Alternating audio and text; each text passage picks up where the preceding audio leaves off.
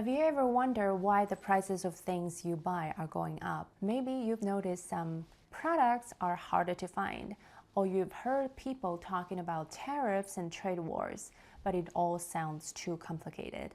Well, don't worry. Today, we are going to break it down into simple ideas that anyone can understand. Imagine you're trading toys with your friends. One day, your friend tells you, if you want my toy car, you have to give me one of your toy trends and a piece of candy. That extra piece of candy, that's kind of like tariff, a fee added to trade between two people, or in this case, two countries. This is a big topic with lots of history and effects on the world. So instead of squeezing everything into one super long video, I am splitting it into 2 episodes.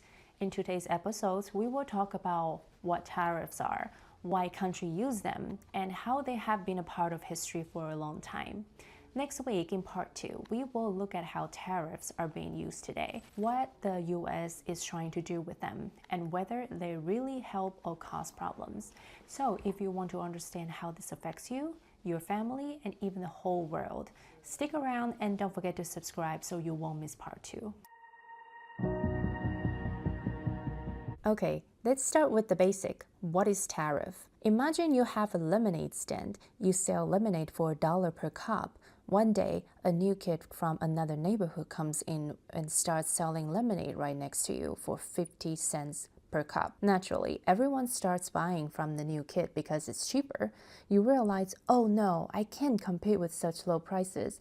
My lemonade is better, but it costs me more to make. I need to do something. So you talk to the school principal, who decides that every time someone buys lemonades from a new kid, they have to pay an extra 50 cents as a fee. Now, the new kid's lemonade costs the same as yours. The people might start buying from you again.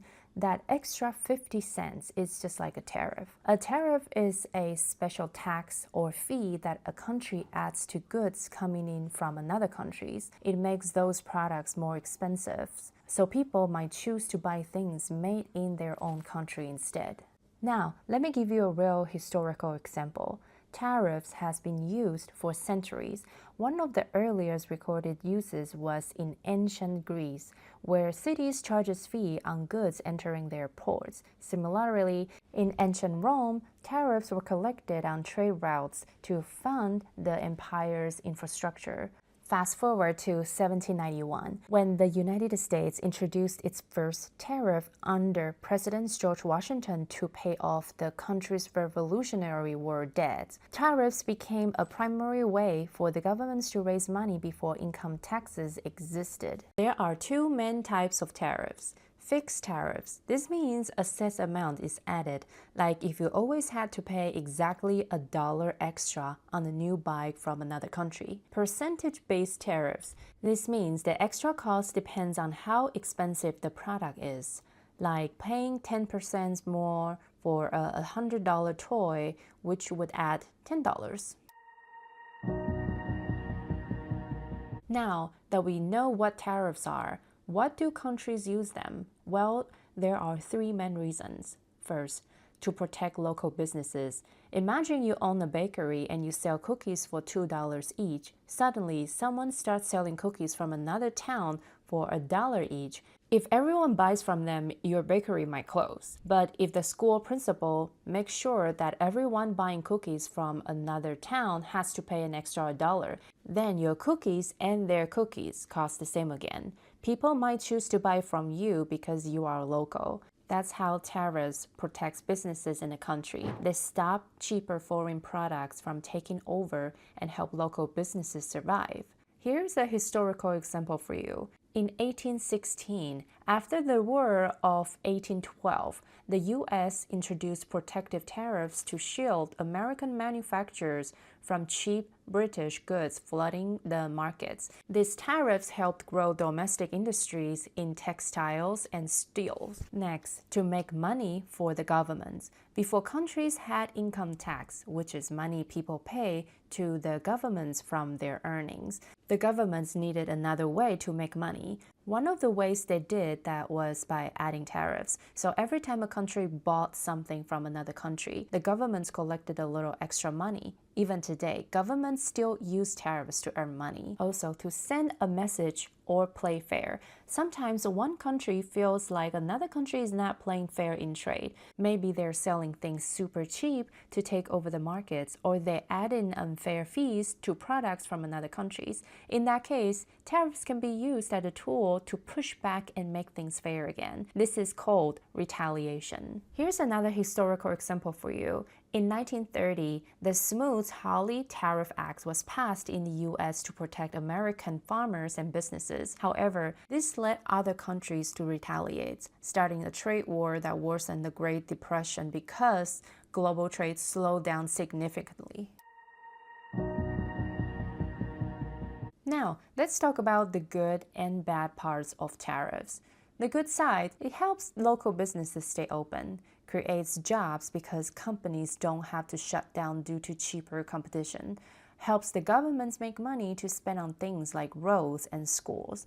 However, the bad side, tariffs make things more expensive for you. If a country puts a tariff on the foreign products, the store has to pay more and then pass that cost to the customers. If the country adds tariffs, other countries might do the same thing back to them. This can lead to trade wars, where countries keep adding fees to each other's products, making things expensive for everyone. It can slow down trade between countries, which can hurt businesses and the economy. And here's an example for you. The Corn Laws, 1815 to 1846, in Britain were a form of tariff that kept imported grain expensive to protect local farmers. However, this led to high food prices and widespread suffering, particularly for the working class. After much protest, Britain eventually repealed the laws, opening up trade again. Tariffs have played a major role in history, shaping economies and international relations. Let's dive deeper into some of the most significant tariff events in history. 1791, the first U.S. Tariff Act.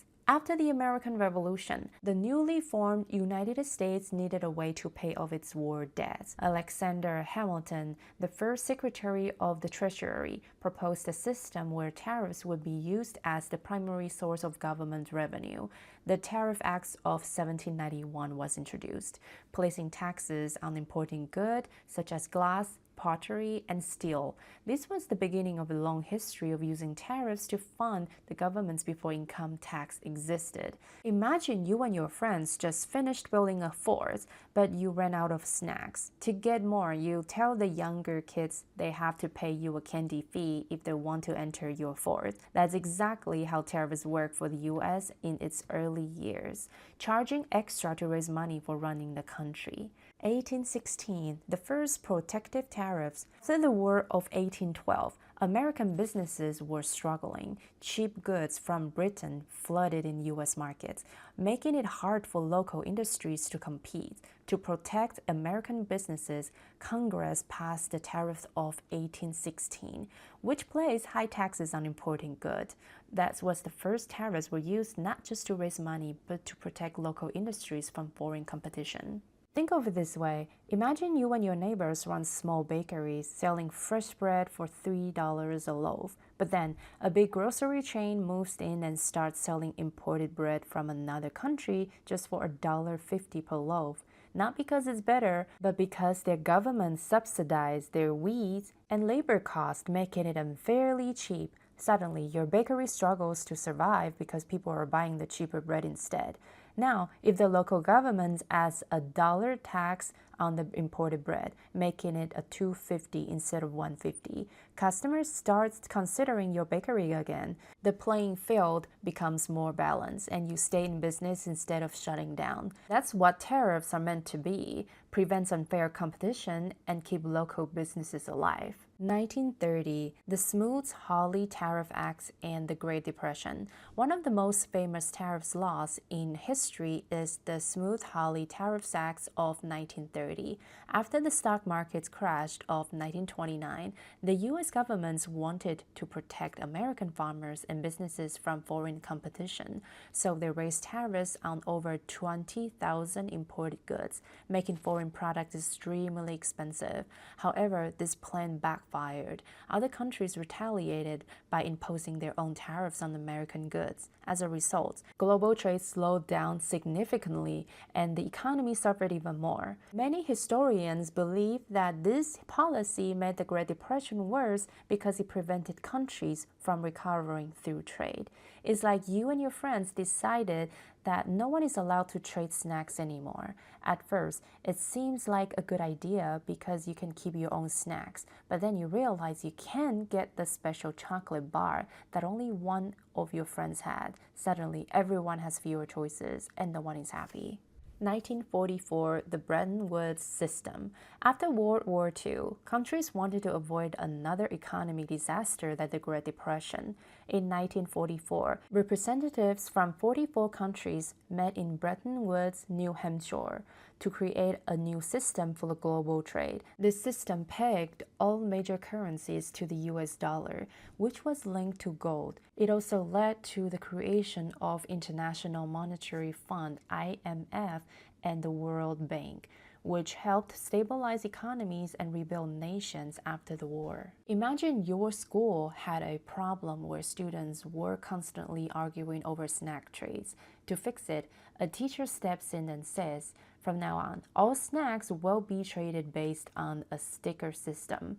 Everyone agrees, and suddenly snack trading is fairer and more organized. That's what the Bretton Woods system did for international trade. 1947, the General Agreements on Tariffs and Trade, GATT. As countries recovered from the war, they realized that trade barriers like tariffs could slow down economic growth. In 1947, 23 countries signed the General Agreements on Tariffs and Trade, GATT, to gradually reduce tariffs and promote free trade. These agreements helped the global economy grow and set the foundation for modern trade rules. Imagine if your school cafeteria suddenly announced, "No more snack trading restrictions. You can trade whatever you want as long as it's fair." With fewer rules blocking trade, kids start exchanging snacks freely, and everyone has more choices. That's what GATT did for the world economy. 1995, the World Trade Organization, WTO. By 1995, GATT had evolved into the World Trade Organization, WTO, which became the global referee for international trade. The WTO made sure that countries followed trade agreements and settled disputes when countries felt others weren't playing fair. This organization continues to influence global trade policies today. Think of the WTO as a student council that helps solve arguments about who gets to trade what during recess. If someone breaks the rules, the council steps in and makes sure things stays fair. But here's a problem. The WTO is not a police officer. It can't enforce rules with power, and it does not have a boss to make sure every country obeys. There are over 200 countries in the world, and each of them has their own agenda, priorities, and interests. So who actually enforces these trade rules? Who gets to say you must obey the rules when a country refuses to listen? The truth is, no one really can. Take China, for example. China has been a WTO member since 2001. It has repeatedly ignored trade rules by subsidizing its industries to make its product artificially cheap, controlling its currency to keep its exports competitive, blocking U.S. goods while enjoying full access to American markets, stealing intellectual property, and copying American technologies without consequences. Even when other countries complain to the WTO, the process is slow, and by the time the WTO makes a ruling, China has already profited from its actions and moved on to the next tactic. If the WTO were truly effective, it would be able to punish and correct these unfair actions, but it can't force any country to comply. It can only recommend changes or allow other countries to impose retaliatory tariffs. The harsh reality, the system only works if everyone follows it. Even if the US plays by the rules, what happens when other countries don't? Who is going to stop them? That's real issues with global trade. There is a system in place, but if countries like China choose not to follow it, there is no real consequences. Other nations can file complaints, retaliate, or impose sanctions, but at the end of the day, there is no true enforcement power in global trade. So while the WTO is a good idea in theory, in reality, it operates on an honor system, and not every country is honorable. This is why the US has to take matters into its own hands. If other nations refuse to play fair, then America has no choice but to defend itself with tariffs and stronger trade policies. Because if we don't, who will? Once upon a time, the United States was one of the biggest manufacturers in the world. Factories were booming. The products labeled "Made in the USA" were found everywhere. But over time, things changed. How it all started. After World War II, the US was at its peak in manufacturing. By 1945, nearly 38% of American jobs were in manufacturing. The US produced cars, steel, and electronics that were sold worldwide. With tariffs low after the Bretton Woods Agreement, global trade expanded, allowing countries to sell goods freely. But in the 1970s and 1980s, something significant happened. Companies started moving production to other countries where labor were cheaper. Countries like China, Mexico, and Vietnam become the new manufacturing hubs. As a result, fewer goods were made in the US, and many manufacturing jobs disappeared. Before 1976, the US sold more to other countries than it bought. This is called a trade surplus. But in 1976, the US started importing more than it exported, leading to a trade deficit. This means that more money was flowing out of the US economy than coming in. Imagine you run a lemonade stand and always sell more lemonade than you buy from others. You make a profit and grow your business. But then you start buying more lemonade from another stand instead of making your own. Soon you're spending more money than you're earning, and your stand starts to shrink. That's exactly what happened to the US economy, with imports exceeding exports. The rise of outsourcing, when companies move production to cheaper locations, caused a major decline in manufacturing jobs in the US. In 1945, 38% of Americans worked in manufacturing. By 1980, it had dropped to 20%. Today, only about 10% of jobs in the US are in manufacturing. Why did this happen? Because cheaper labor overseas, companies realized they could pay workers in other countries far less than American workers. For example, producing a pair of shoes in China cost a fraction of what it did in the US. Technology and automations. Machines replace human workers in many industries, reducing the need for people in manufacturing jobs. Free trade agreements. Agreements like NAFTA 1994 made it easier for businesses to move production to Mexico and Canada without tariffs. This meant American companies could make products everywhere and sell them back to the US without extra taxes. The US trade deficit has grown massively over the years. Today, the US imports over $1 trillion more than it exports every year. Some experts argue that this is bad because it means less production and fewer jobs in the US. Others said it's not a problem because it allows Americans to buy cheaper goods from other countries. It's like if your school cafeteria suddenly stopped making its own food and started buying everything from other schools. At first, it seems fine because the food is cheaper, but then you realize your cafeteria workers have lost their jobs and you're depending on another school for your meals. That's the dilemma of the trade deficit. This is a big question that many politicians debate. Some believe that adding tariffs to imported goods will force companies to move production back to the US, creating more jobs. Others argue that tariffs make things more expensive, for consumers and could lead to trade wars. In part 2, we will dive deeper into how tariffs are being used today, including Trump's tariffs policies and whether they can really fix the trade deficits. Tariffs have shaped economies for centuries, influencing everything from government's revenue to global trade relationships. In this episode, we've learned that tariffs can protect local businesses, create jobs, and generate money for governments, but they also have major downsides like higher prices for consumers and the potential for trade wars. We also explored how the US once thrived as a manufacturing powerhouse, but gradually lost its dominance due to globalization, outsourcing, and shifts in trade policies. The rise of the trade deficit has been a major concern, and some argue that tariffs could help reverse the decline, while others believe they could do more harm than good. Why is this important before we discuss Trump's tariff strategy? Understanding the history of tariffs and the decline of US manufacturing is crucial before we analyze Trump's trade policies. Many of the tariffs introduced under his administration were designed as the response to these long-standing economic shifts. By looking at what has happened in the past, we can better assess whether tariffs today can truly bring back American jobs, balance trade deficits, or if they will lead to unintended consequences like higher consumer costs and global trade disputes. In part 2, we will take a closer look at Trump's tariff policies and their goals, the industries most affected, the global reactions including retaliation from other countries, whether these tariffs have actually helped the US economy or created new problems. So if you are curious about how tariffs impact the world today and what the future might hold, make sure to subscribe and come back next week. See you in part 2.